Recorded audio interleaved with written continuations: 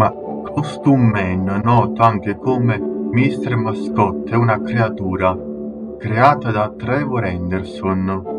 Un Costume Man è descritto come un costume da mascotto blu, alto, peloso e paffuto, con grandi occhi spalancati, un paio di antenne e una bocca spalancata che cammina sempre in giro tenendo in mano un cadavere. Secondo la tradizione di Trevor, Costume Man è lo spirito di un uomo sconosciuto che morì nel costume che fu poi ritrovato diversi giorni dopo a causa dell'umidità.